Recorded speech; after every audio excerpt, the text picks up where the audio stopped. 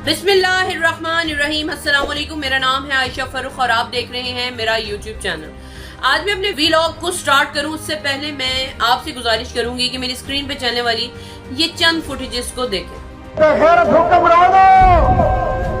मस्जिद अक्सा रो रही है, बेगैरत हुक्मरानों, गज़ा और बैतुल मुक़द्दस के अंदर छोटे छोटे बच्चे टुकड़ा हो रहे हैं।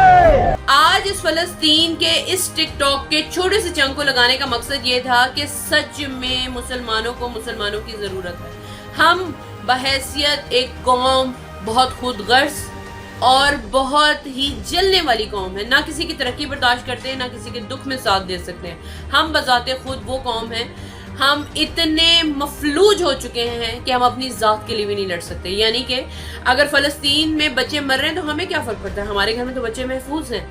अगर हमारे बच्चे मैकडोनल्ड्स नहीं खाएंगे तो उनकी तबीयत ना ख़राब हो जाए, हमारे आराम में फ़र्क ना पड़ जाए, हमारे घर कोक नहीं आएगी तो खाना नहीं हजम होगा, हमारे घर टूथपेस्ट उन लोगों की बनाई हुई नहीं आएंगी तो हमारे दांत नहीं साफ होंगे, हमारे कपड़े नहीं धुलेंगे एंड सो पता नहीं क्या क्या।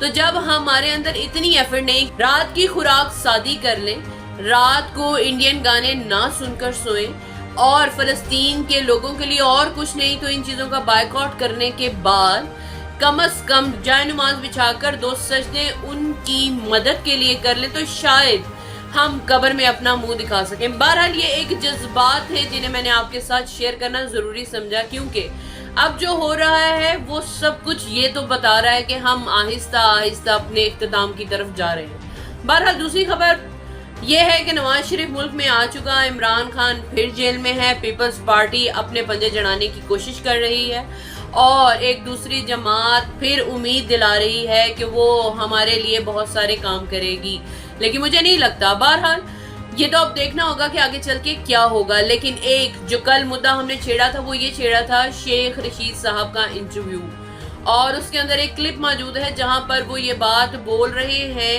कि 9 मई एक ऐसा किस्सा था, एक ऐसा इंसिडेंट था जिसकी मजम्मत हर जुम्मे के खुतबे में होनी चाहिए। ये एक बहुत बड़ी गहरी बात है। 9 मई जो है इसकी जितनी हर जुम्मे मजम्मत करनी चाहिए खुतबे में।